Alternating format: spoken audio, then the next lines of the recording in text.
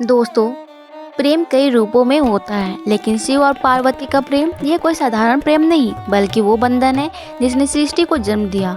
आज हम आपको सुनाने जा रहे हैं शिव पार्वती की वो प्रेम कथा जो रहस्य बन गई। हिमालय की राजकुमारी सती का पुनर्जन्म पार्वती के रूप में हुआ। बचपन से ही उन्होंने अपने हृदय में महादेव को अपना स्वामी माना। जब वो युवती हुई तो उन्होंने हिमालय पर्वत से कहा, पिता, मैं जिसको अपना पति मान चुकी हूँ वो है महादेव। उनके सिवा मैं किसी और की वर्ण नहीं करूँगी। हिमालय ने मुस्कुराकर उनकी बात मान ली, पर महादेव गहन ध्यान में लीन थे और संसार से परे योगी बन चुके थे। पार्वती ने प्रण लिया कि वो महादेव को पाने के लिए कठिन तपस्या करेगी।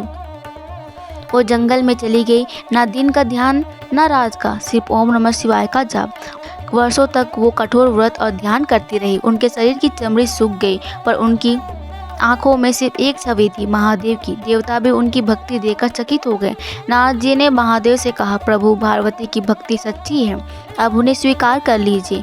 पर महादेव भोले थे, साथ ही कठोर भी। उन्होंने पार्वती की भक्ति को परखने के लिए स्वयं एक साधु का रूप धारण किया। वे पार्वती के पास पहुंचे और बोले, कन्या, तुम एक तपस्वी को पति क्यों बनाना चाहती हूँ? वो तो शमशान में रहने वाले भस्म से लिपटे नंगे पैर योगी है। क्या ऐसे व्यक्ति का पति बनाना उचित है? महादेव भले ही शमशानवासी हैं, पर वही हैं जो सृष्टि का पालन करते हैं। वो भले ही भस्म से लिपटे हो, पर उनका हृदय करुणा से भरा है। मेरे लिए वही सर्वोत्तम पति है। महादेव मौन हो गए, उनकी आंखों में प्रेम छलक पड़ा। अंततः महादेव ने पार्वती को स्वीकार किया। कैलाश पर विवाह की तैयारी हुई। देवता, ऋषि और समस्त लोग उनके विवाह के साक्षी बने। जब महादेव बारात लेकर आए तो उनके साथ भूत, प्रेत, योगी, नाग और गण थे। लोग डर गए, पर पार्वती ने मुस्कुरा कर कहा, यही तो मेरे स्वामी के सच्चे रूप है। विवाह भव्य था। धरती और आकाश प्रेम के गीत गाने लगे। विवाह के बाद शिव और पार्वती का प्रेम सृष्टि का आधार बन गया, परंतु इस प्रेम में भी रहस्य छिपा था। एक दिन माँ पार्वती ने महादेव से पूछा, स्वामी, आप हमेशा मौन रहते हैं, आप अपना कोई रहस्य बताएंगे, ऐसा कुछ ऐसा जो सिर्फ हमारे प्रेम के बीच छुपा हो। महादेव ने गहरी सांस ली।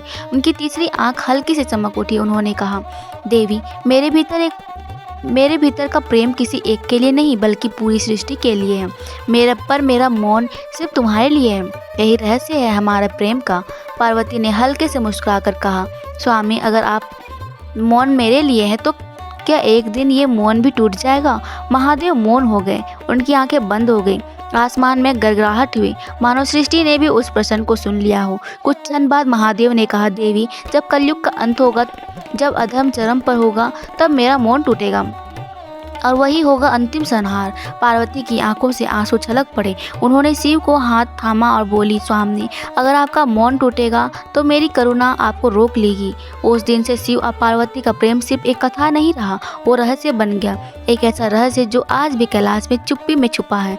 भक्त जब ओम नमः शिवाय का जाप करते हैं तो उसी मौन को पुकारते हैं, और जब माँ पार्वती कहते हैं तो वो उस करुणा को पुकारते हैं। यही करुणा है, यही कारण है कि शिव और शक्ति का प्रेम आज भी अनंत रहस्य है। दोस्तों, यही थी कथा शिव पार्वती की, वो प्रेम कथा जो रहस्य बन गई है। ये कथा हमें सिखाती है कि सच्चा प्रेम कभी शब्दों से नहीं, बल्कि मौन से व्यक्त होता है। शिव का मौन और पार्वती की करुणा, यही है सृष्टि का सबसे बड़ा रहस्य।